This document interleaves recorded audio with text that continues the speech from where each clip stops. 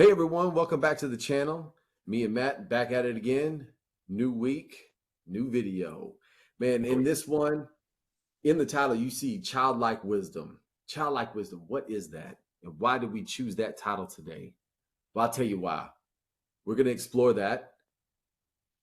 In a child, the pureness before the world comes and puts their imprint on somebody. And then getting into an adult and having that full imprint on you. Which one's better? Which one's more blissful? Which one's better to live? This is an important discussion that we feel that we need to have to see where priorities need to be, should be. What does society say? And then into life and learning things. Maybe it might float back to being childlike, but we wanted to explore this and get into this and see how far down the rabbit hole we go, just like always.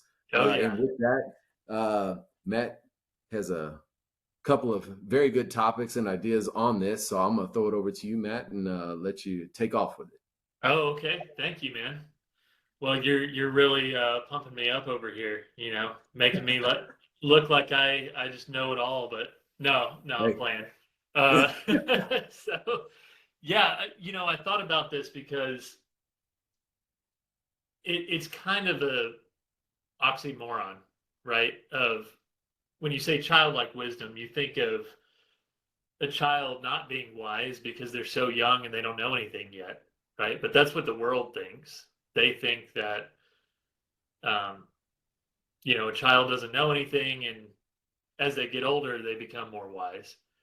Now, to a certain degree, that is true, because obviously you were able to maneuver throughout this world we live in better, more optimally, if you will, as you grow up and become older.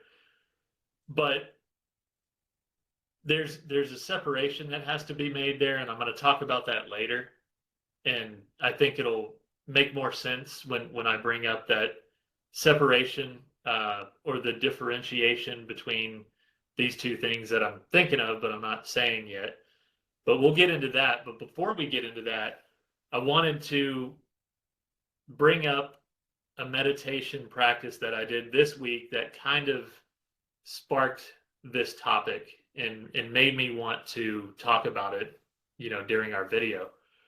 And what that was it was a meditation that focused on sound and listening to a sound very intently and just trying to focus on it, right? Whatever it may be.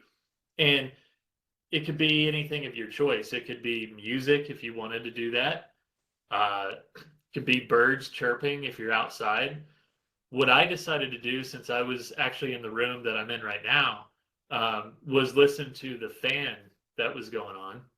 And I decided to, one of the things, and this is part of a course that I've been taking. So one of the key points of the meditation practice was that you wanted to listen to the sound as if it was the very first time you had heard it.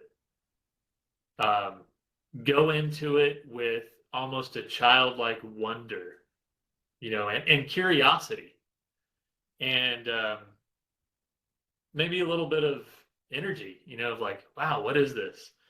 So I decided to do that with the fan that was on in this room. And I really honed into the sound of the blades moving around, and I got to the point where I felt like I was hearing it for the very first time. It was weird. I almost kind of felt like a baby. Like I was just sitting there and like I was really curious as to why the fan made that sound, like what makes it make that sound. And just things like that. And so what I got out of that whole practice was to appreciate little things, like the simple things in life, and not take things for granted, and maybe find joy in something very mundane like that. Because I think now in our world, this day and age that we live in, we can so easily move away from appreciating simple things because it's all like we have technology in our face all day long.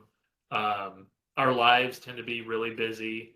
We're just going from one place to the next. And, how often do you actually sit there and look at a flower and admire its beauty or smell it?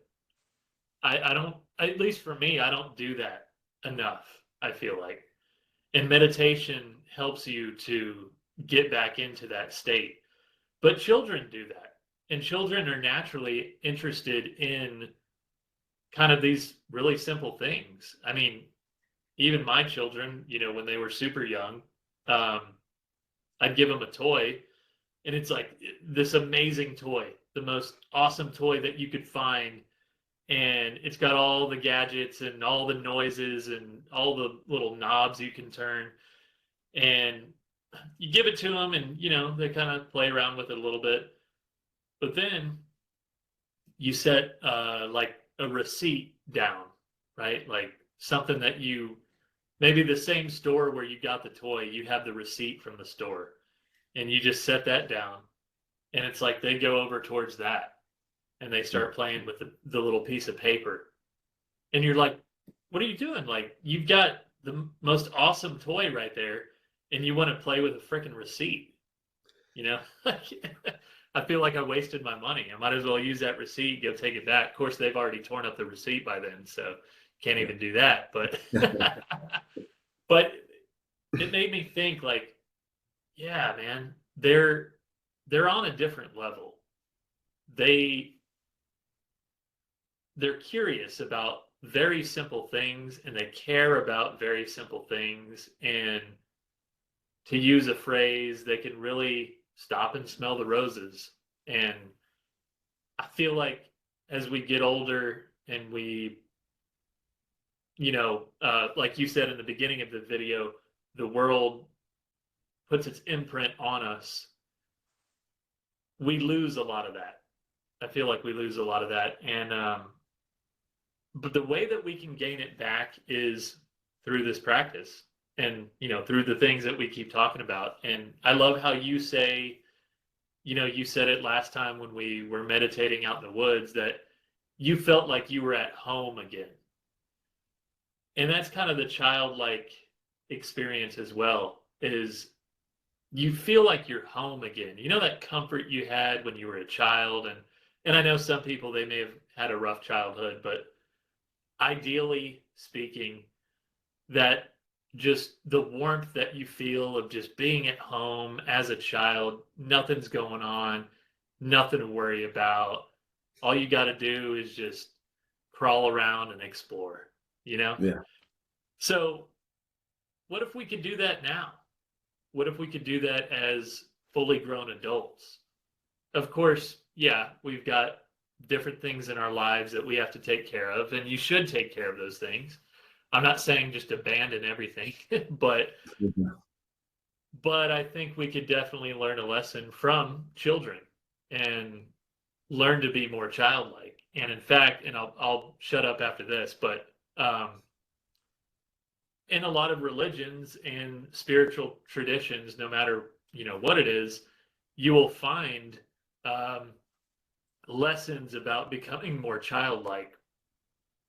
I know specifically me growing up in a Christian environment, there's a lot of that in the Bible, right? Talking about being childlike. And I think there's wisdom to that. I think there's something to be said for that. But you can find it in other religions as well. In fact, I was reading a Tibetan Buddhist book that was talking about being childlike.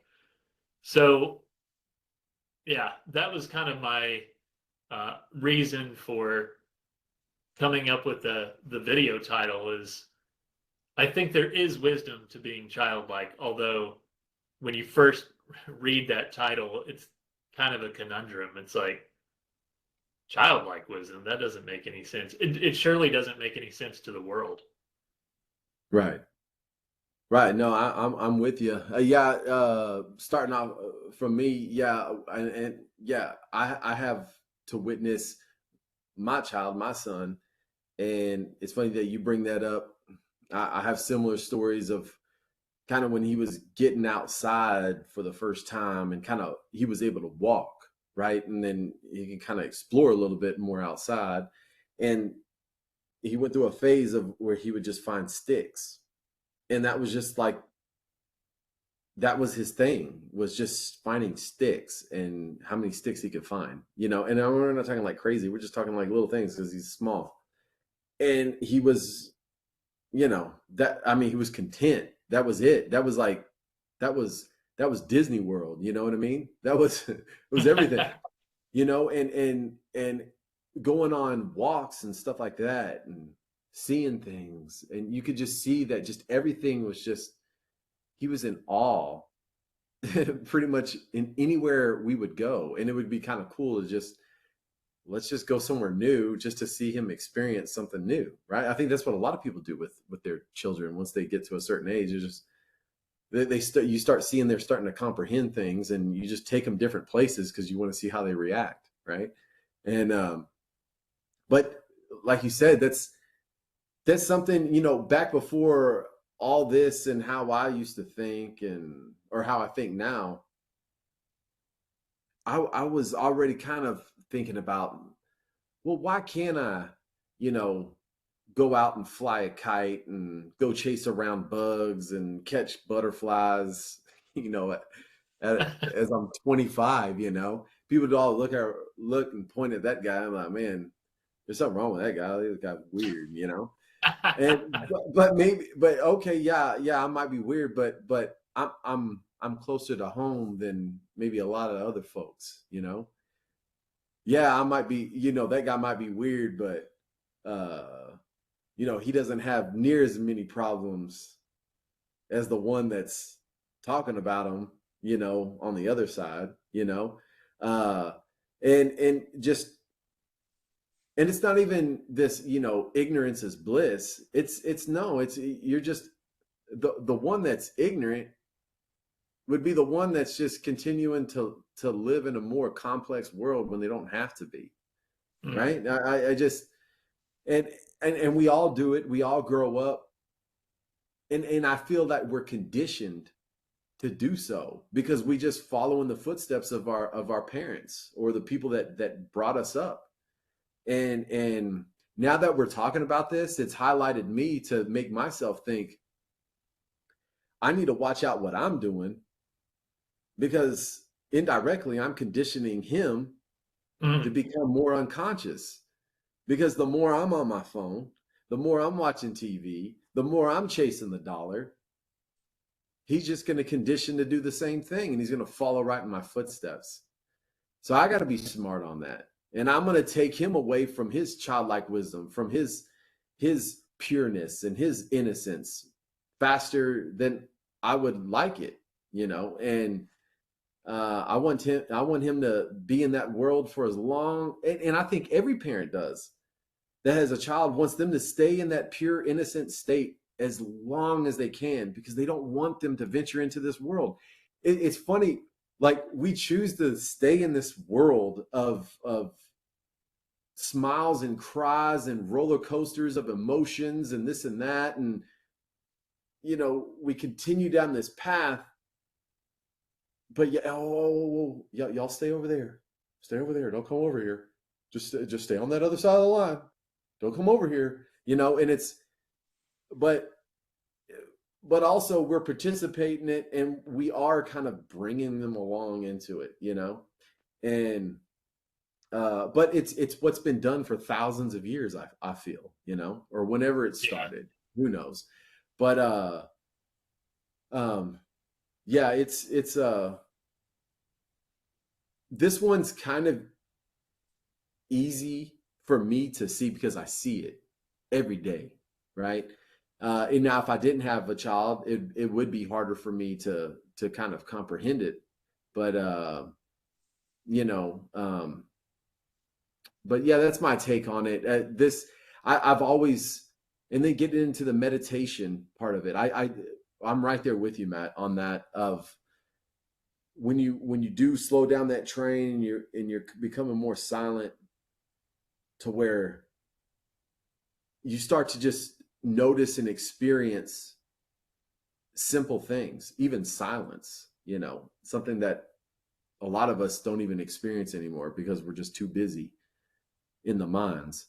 You don't even know silence anymore, you know. And it's those simple things, those simple noises that kind of dial you back in, you know, those things that you just, you're so busy up here that you don't even hear these sounds. You don't even hear the foundations of the world anymore. You're just so far gone that, again, it's like you don't even know where home is. And I know that, and I say that because I lived it one time, of when my family had, you know, we went through a pretty hard time. They left, and I remember saying to myself, like, man, it would be just so nice to go back home.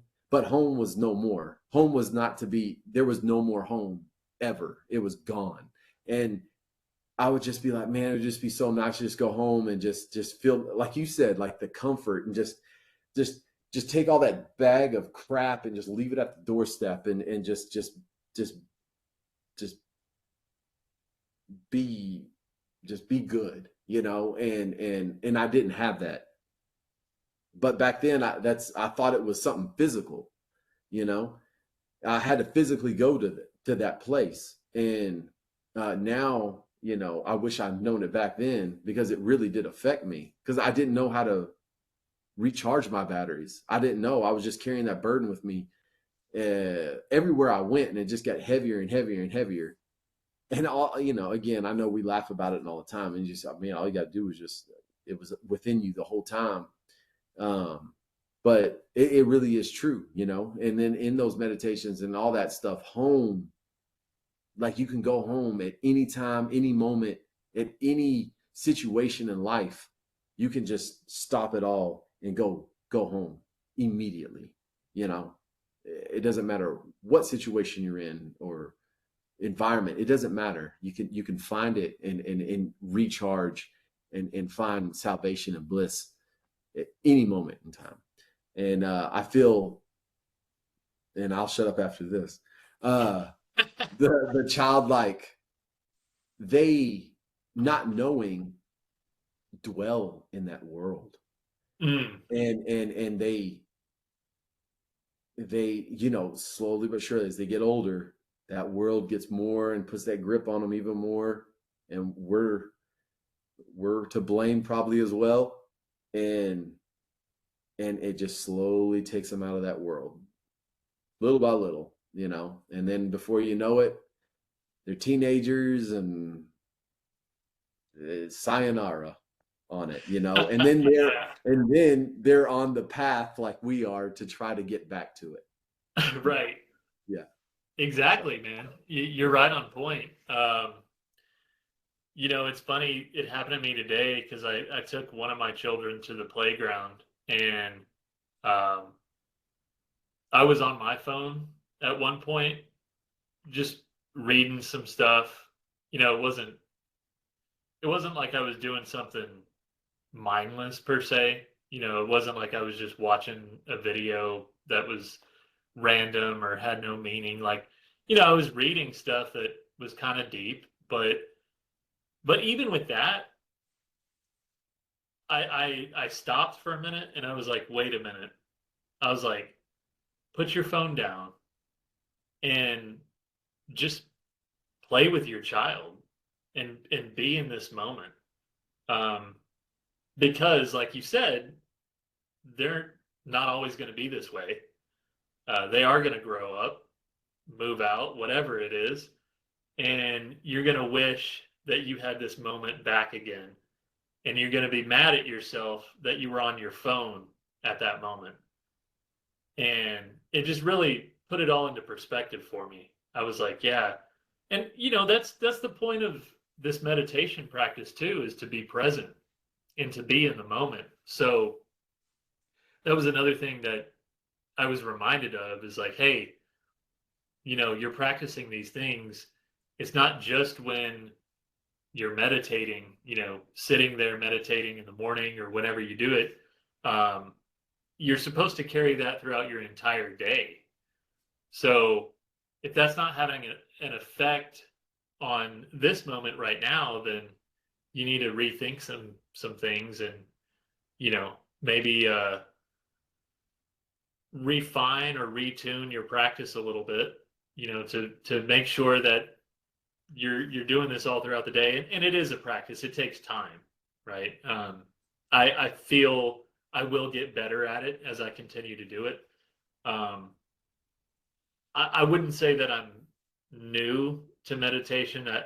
I've done it on and off for a long time, but this time now, it had been a while since I had really been practicing on a daily basis. So I just got back into that again, I don't know, a few months ago, like kind of when we were starting, maybe a little bit before we started the channel.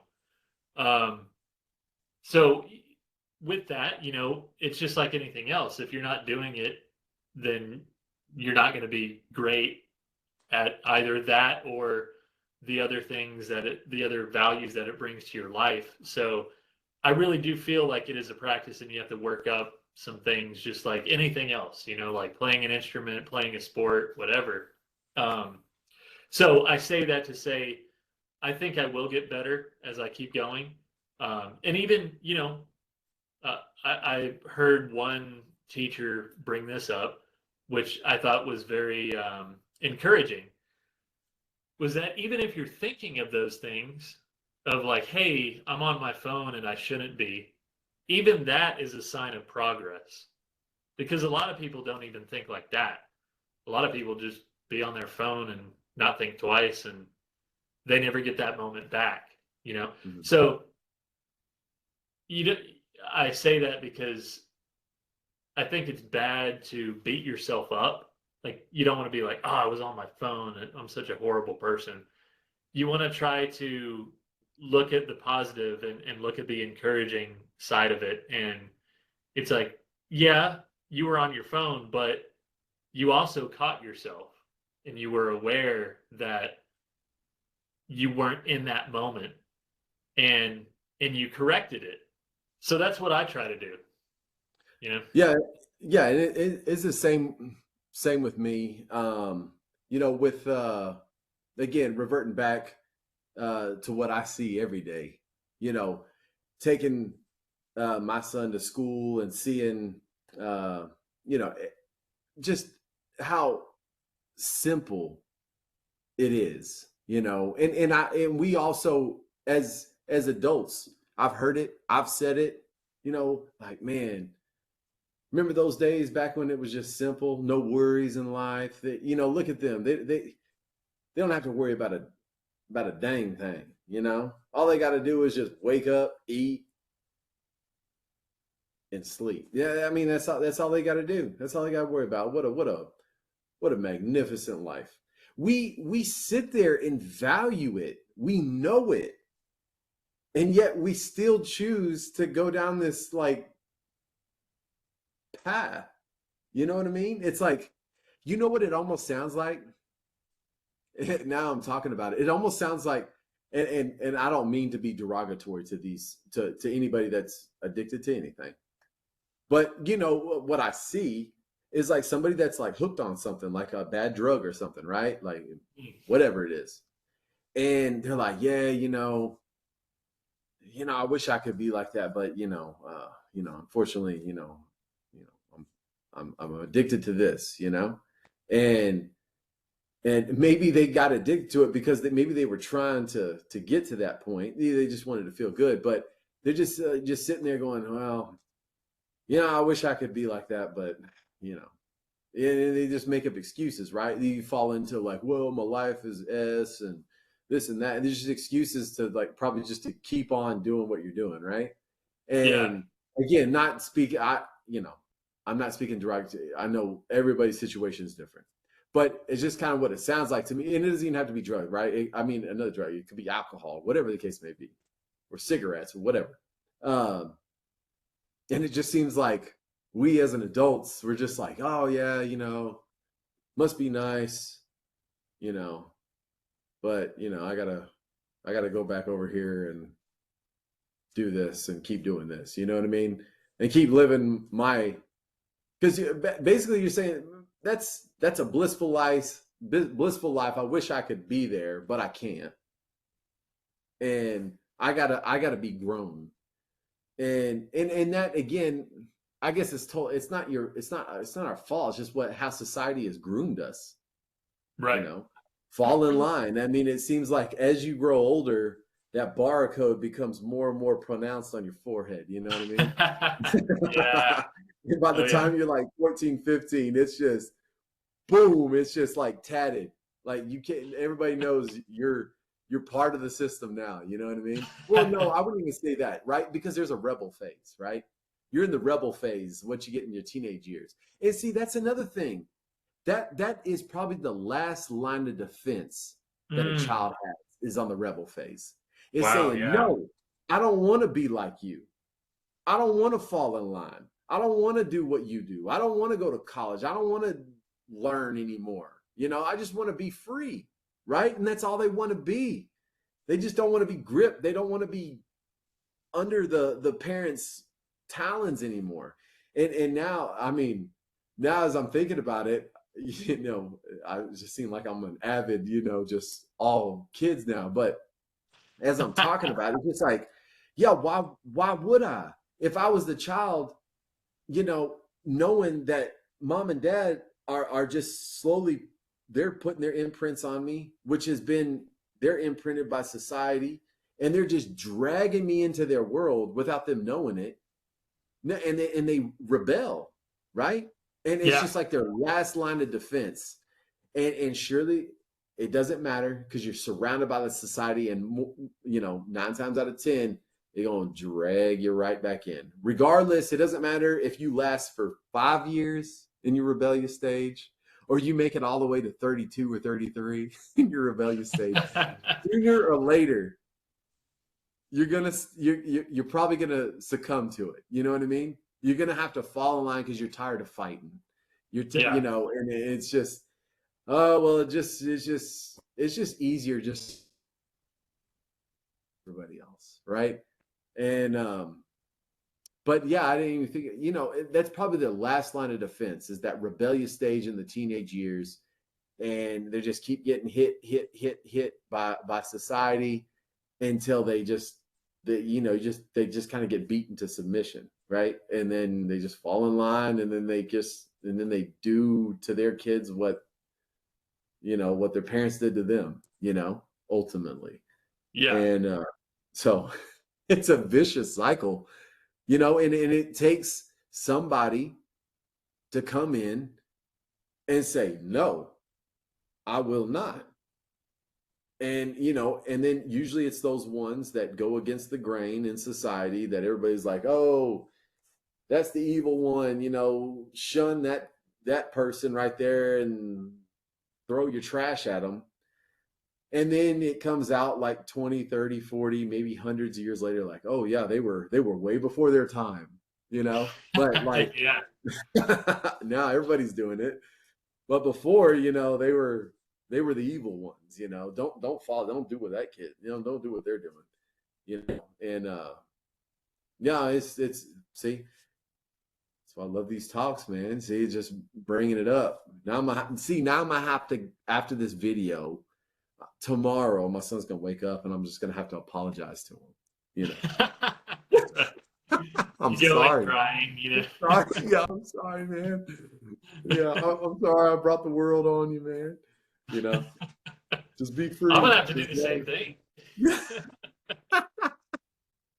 Because when you were talking about the, rebellious person who, they go so many years and then they just kind of give up, and then, they go into society, and then they probably put it on their kids too. I'm like, is he talking about me or like, man, that sounds a lot like me, dude.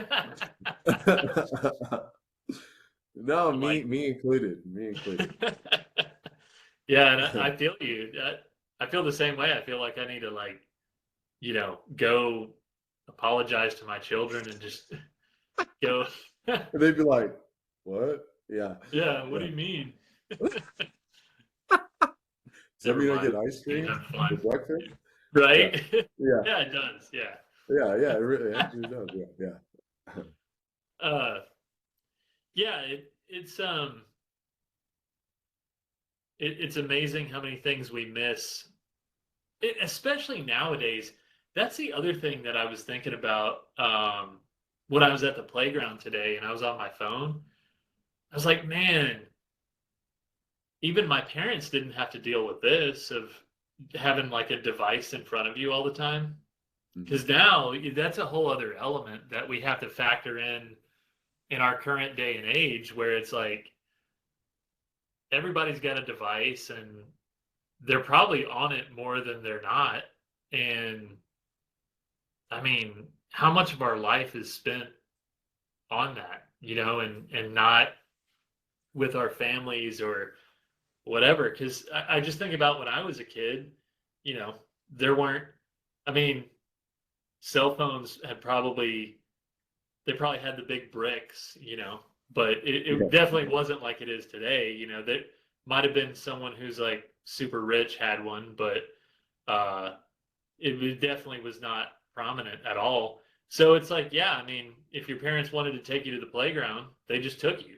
And yeah, if they had to make a phone call or whatever, like they weren't going to be able to do that until they got back home, and, yeah, and it's like, but now we could be at the something simple like that at the playground with our kids, and you miss out on the entire moment because you're just scrolling on your phone and doing different things, and you're like, well, what would I do with them anyway? They're kids, they're gonna play. I don't really play on a playground. I'm an adult, so I might as well be on my phone or do work or something like that. Bring a laptop out there.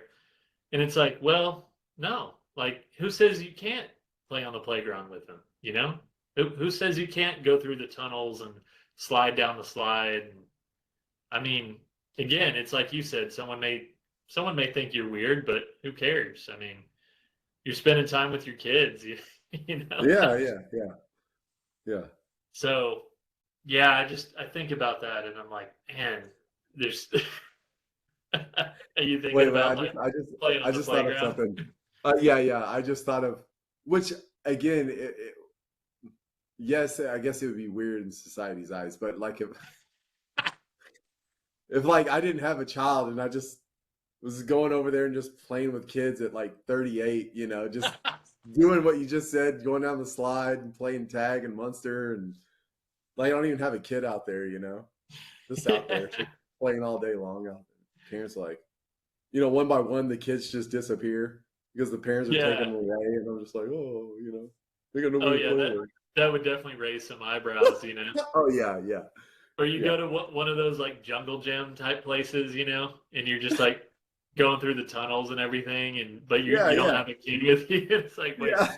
who's this? you got a, yeah, yeah. Be You funnier got a even bunch of if you were got a bunch wearing. of rub on tattoos on, Yeah.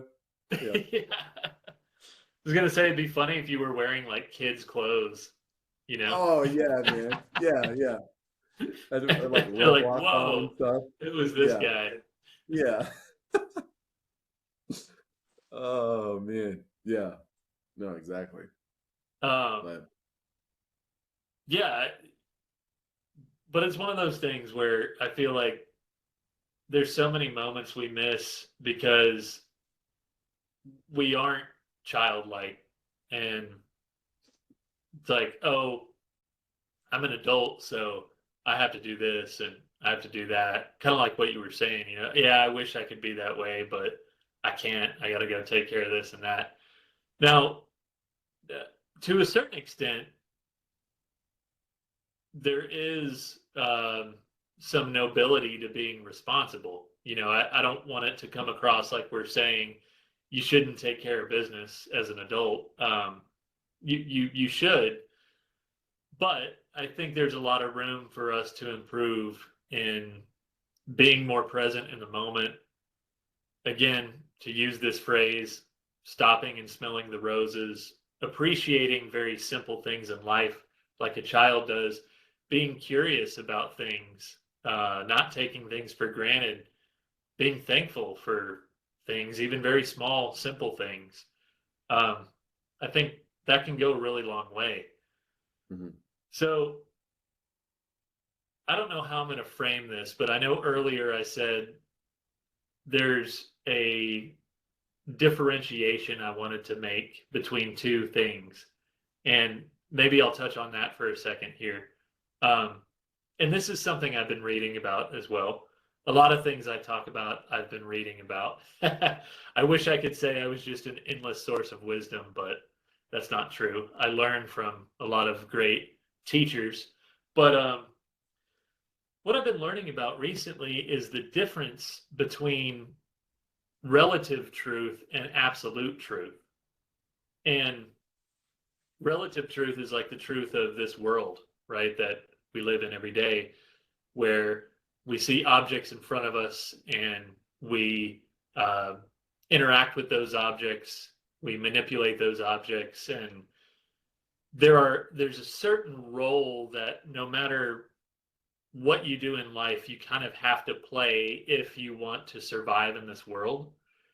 And there are certain quote unquote truths that you must live by in this world that we live in, if you want to survive. And one very simple one, right? I'll just keep it super simple, is like eating, right? Like, I don't think we could say food is an absolute truth, like in the grand scheme of all that is. But in terms of relatively speaking, in this world that we live in here, it is a truth in the sense that it's an object that we interact with on a daily basis, and that we actually must interact with if we want to continue to survive in this world, in this body. So that's like a very simple example of relative truth. It gets more complex than that, but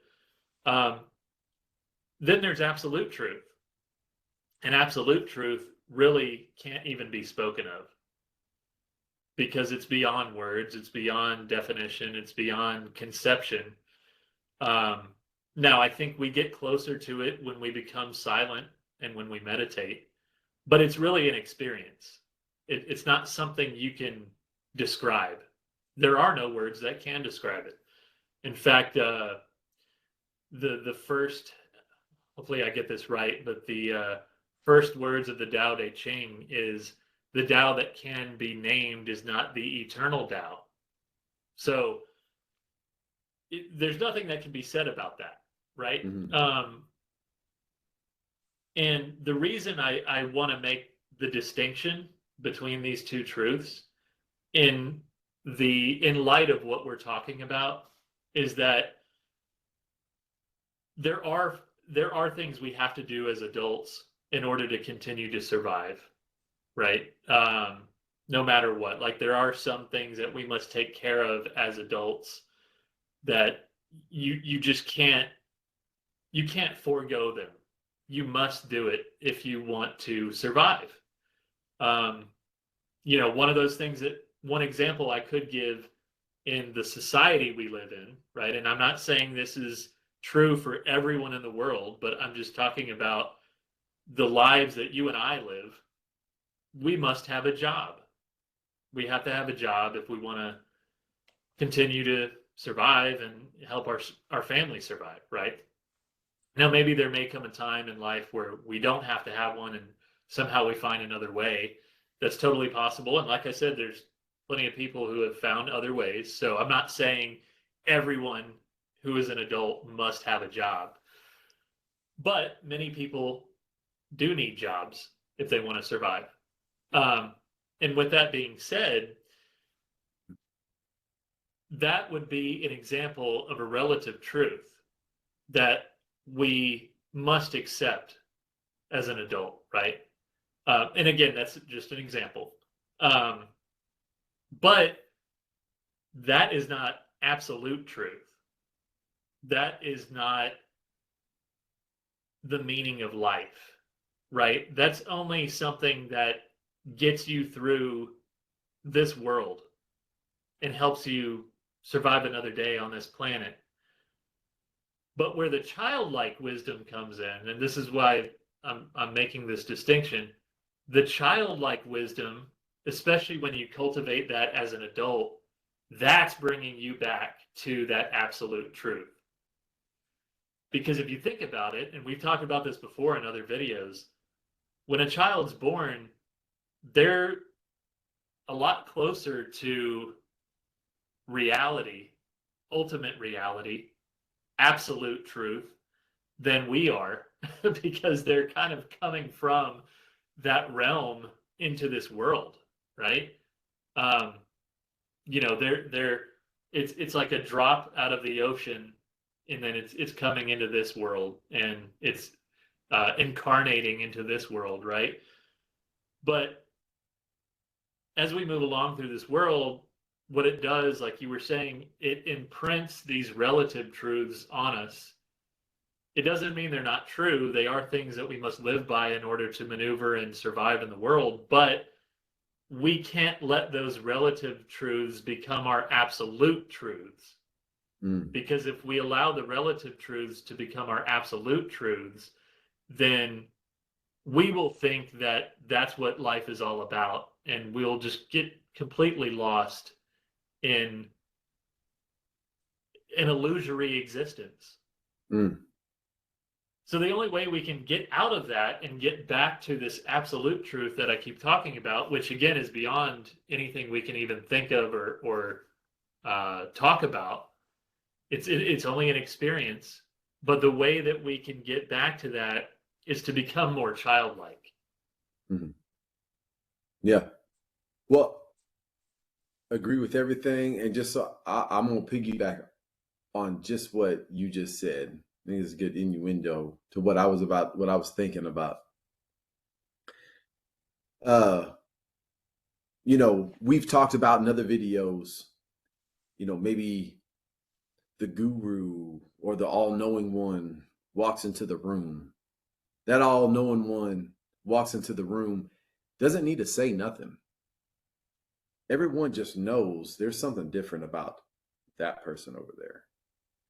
And maybe, it conjures up a bunch of questions and want to explore that, because that over that, that's new, right? That's odd. And you want to know more about it, or you want what they have, I put that off onto the infant. There is a gravitation towards the newborn, right? And if you ain't gravitated towards the newborn on babies, human babies, you're probably gravitated towards the newborn on puppies or kitties, something that's brand new in the world. There's some type of gravitation to the new. And like you said, it's something that, it's just dropped and it's just been born and it's manifested now into this world, but it just came from maybe the other side, right? It is pure without any imprints on it. And there's something about it that maybe even, inside the person that's viewing it, the one that's already been imprinted, knows that it hasn't been imprinted and it wants to view something pure. Now, in that, we talk about, once you get to the other side, you walk through that door, the enlightenment door, you get so deep, language just dissolves. There isn't no more talking about it anymore. It's just, it has to be witnessed. It has to be felt. It has to be sensed, by your other senses, right? There's no more explanation anymore. And I feel, getting back into the title, our wisdom is the relative truth. Correct? That's what you were saying? Right. We're getting into that. And how we teach our kids is through language. But where we can learn is by looking back to the child that's running around. Because the child can explain why they feel and why they are in bliss and why the world that they live in is so great. They can't explain it. They're just in it. They're not even in it to even explain about it. All we can do is just witness it. They have that wisdom. But language can't explore that wisdom. It has to be witnessed. Our wisdom, where you're going, yeah. Our wisdom can be explained through language. So in that, you see the two different worlds, right? There's the two different wisdoms. The relative, and what was the other one that you were saying? The absolute. The absolute. And the absolute cannot be explained. It can only be sensed and witnessed and learned in another type of way. It can't just be simply talked about, And as you were talking, I was just thinking about those things, and just there is so much that we can learn if we just look back. Now, I know in the way I say that is contradicting to, being in the present. But when I say look back, it just being in the present, but viewing maybe your child or the child. And that's what I mean by looking back and learning from that, and how to get back to that. There is something that we've lost through the years as we go along in life, and maybe there's a medium to it, but I will tell you one thing. In this world, I truly believe, we've moved on the far, far side of relative. Each year it just gets further and further away from it, or further and further away from the absolute. And one day I feel it's all something has to happen, but how it happens, I don't know. But anyways, I'll throw it back to you. But I was just, as you were talking, I'm thinking about that was amazing. Really, I never thought about that. How they can't speak, right? The children, especially when they're super young, of course.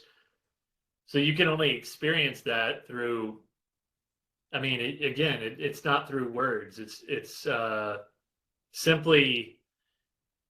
It may just be making eye contact with the child, and there's something that happens, and you can't even really explain it, but it's right. It's I get what you're saying, and it's actually, I've never thought of it that way, so that's pretty cool. It also reminded me of a story that my sister told me one time, where one of her children had a birthday party, and this is like kindergarten age, right? And he invited all of his friends over, but not just his friends. It was also other people that were a part of his class that he may not really know, but just because they're a part of the kindergarten class at his school, they were invited to his party, right? And my sister and her husband observed the children as they were enjoying this birthday party, and everybody got along. All the kids were having a fun time. It didn't matter what color you were, how you talked, how you looked, how you dressed, whether I know you or not. Everybody just became friends at the party. had a fun time. Everyone was included. And she told me that story and she's like, it was so weird watching them and just wondering where we had gone wrong as a human race. Like from that to where we are, as adults. And it's like, she was just amazed by it. And it reminds me of what we're talking about is like, we naturally are loving, accepting, and I believe this. Some people may not believe this, but I do. I do believe we are naturally loving beings and peaceful beings and accepting beings of others and all of that. But man, yeah, we lose that so quickly, as we get older. And Yeah. you don't even have to be that old to start losing that. I mean, people get bullied and stuff like that in elementary school. So, Mhm. but yeah, it just reminded me of that story. Yeah, I remember this. I think it was like this Chinese proverb where it said that no one is inherently born evil. It's Mm, only taught. Right? Like just again of just hitting on the fact of pureness, and then through situations in life, right? You could have been talking about bullies and stuff. Like your situation, you could have been so pure, so on the right side of things, and then over the course of time, the situations in life that arose in your life caused you to go down the path that you went down, you know. And a lot of us, when those bumps in the road and things go really sideways, we don't have the teachings at that young age to stay on track, because again, and not to, because I'm a parent now too. It's just not to throw it on our moms and dads, but well, forgive them, Father, for they know not what they do. Right? I mean, it's just like they don't know either. They feel like they're doing the best for you, but in reality, in real reality, they're kind of just pulling you right into their chaos with them, you know, and um, you know, yeah, I this talk is just I've known this about myself, just to not try to put anything off, but it's so dang hard, right? Because yeah. me myself, like you said, with the absolute and relative, it's just I know I got to get out there and I got to do certain things to make sure I keep what we have, right? And put the food on the table and do this and do that. And I this okay, I'm gonna spit a hot opinion here. Okay. I'm gonna Yeah, spit a yeah. hot opinion here. I okay, this is just me. Everything that I do, everything that how I make money and participate in the world, I believe it's all wrong. I really truly believe it. I really believe if I were to do anything right for my son, it would just be we got to move and we have to go out into the middle of nowhere and we're going to survive and we're just going to be like that. We're going to Yeah. survive off the land and that's how we're going to survive or that's how we're going to live. And that's going to be the best upbringing for you. Oh, I think it would be. Yeah. Yeah.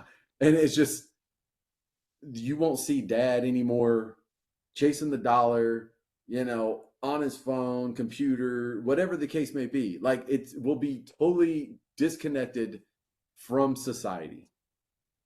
And you will be as pure and innocent, uh, for as long as, for a longer time, Right. you know, uh, and you can experience that these blissful, this absolute for a longer period of time, until you get to a certain age to where maybe you can start to drift off into the relative, but you know that you're older now and you can distinguish the two. Right. And now I will allow you to go off into the world and experience it, because now you know, or you're strong enough to know when society's putting their imprint on you. You'll know. And really that's how I feel. I had this stupid thought in my mind, which it's totally I don't know. Again, I'm not articulate. I would call it a conundrum. I don't know. But I was just thinking, all right, this is what I'm going to do. Before my son gets to a certain age, I'm going to make enough money to where he ain't got to worry about it. I'm going to be situated and he's not going to see me doing all this stuff. We're just going to be kind of just living life, and he won't see his father really doing it. We'll just all sit back and we'll just kind of be. And then I can focus him in on other things. I'll have more time to do this and do that. But yeah, in reality, it's just it ain't gonna happen unless I hit the lottery. And then again, I'm relying on money, which is like the worst, to provide that for me, which is stupid. And so here I am, just trying to be and trying to better myself and trying to be more conscious of who I am and what I do around the young ones. Because again, they're always looking up and they're always watching. And again, man, these talks are amazing, because I'm going to go back and I'm going to be tomorrow, and I swear it's going to linger with me. And I'll be like, oh, and I'm conscious of being on my phone. If he's there, oh, no, put that damn thing down, Yeah. And because I don't want him to be this, I don't want him doing that, all that. And so, yeah, it's just going to enlighten me a little bit more tomorrow and the days on, and, and I'll be better because of it. So. Yeah. And maybe we can stop the roller coaster ride of generation after generation, perpetuating the same thing over and over again, maybe, or maybe our children end up doing that, right? And we're like, hey, this is the truth that we know, but we were already so caught in the web by the time we learned it. But you still have time to not get caught in this web. So I'm just going to pass this to you. And, so maybe like that's where it actually stops, but yeah. But I think it's good that we're thinking about these things and talking about these things, and we're aware of these things. I again, to be encouraging, I think that's a sign of progress, because how many parents, and I'm not saying this to be conceited or be like, oh yeah, look at us, but I mean, really, how many parents are out there seriously pondering these things, and not just going about their life and just in autopilot. So I think the fact that we're considering it, and we want to change where we can, for the better, I think that's a good thing. And again, this is why we have this channel, because we want this message to go out to others. And it's not to say that we have the ultimate truth and we know everything and you should just listen to us, but these things, when you get to a certain point, they no longer become a matter of belief. They become a matter of knowledge. I mean, that these things are true. That becoming more childlike would benefit you and all those around you in your life. So again, it's not to push anything on anybody else, but I I do think what we're saying has merit. No, absolutely. 100%. I mean, uh,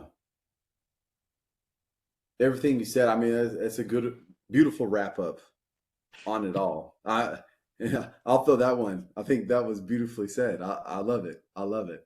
Um, I mean, I can't, uh, I feel like if I say anything else, it'd just be going kind of back on, kind of hitting on things that I've already said. I mean, uh, I really, this is something, again, just to wrap it up for myself, on my side, just, I've kind of known this, and I think everybody's kind of known it, right? It's just, again, you just witness it from afar, and you're just like, well, I can't do that, but you can. Yes, you can. And if there is a time to where you got to be more relative in life when you're at your job, fine. But when you get off, why can't you go back to the absolute? You know, and if you do have a child, why can't you leave relative over there and then return back to the absolute? There is no reason why you can't. You should, right? I should. We all should. And that is where, you know, salvation, or wherever home lies, is in them. We can learn from the youth, and not what they say or what they do. Sometimes maybe the community part of it, when they're all kind of just getting together and stuff, but not what they say. Again, even on the community thing, it's just witnessing it. And it conjures up those questions, like, where did we go wrong? You know, and it's in those are important questions that start to arise in you, and there is some type of gravitation towards the new, and there is a reason for it, and we all kind of know it, but that's the reason why. It's because silence and salvation is so much closer to them than us. We're so far away from it. And that's what draws the being within to something like that. Exactly how we say the guru that walks in, the one that's the all-knowing walks in, and you're going, whoa, you know, you just witness it, and you know, the being within is gravitated towards it. That person has something that I want to achieve, that I want to explore. The children are no different. And that's about all I got to say. And it's a great thing to say, man. You said it beautifully. So yeah, that's going to be it for this one. It's been an amazing talk. I'm definitely going to go back and change some things about my life after this talk. For real. So next time, we may be here again. We may be somewhere else. We're going to have to figure that out, but we will continue to go different places, do different things. What we did last video was just not even an appetizer. That was like a morsel, a crumb that you find before the appetizer, where you're just kind of getting the palate prepped a little bit. Yeah. I don't know if anyone eats crumbs off the table. I don't. That might have been a bad example, but you get what I'm saying. We're going to be doing more stuff. It's going to be crazy in a good way. And yeah, we're just going to be going different places, doing different things. So stay tuned. And yeah, that's about all I got. All right. Well, we'll see y'all next week. Thank you again. All right. Later.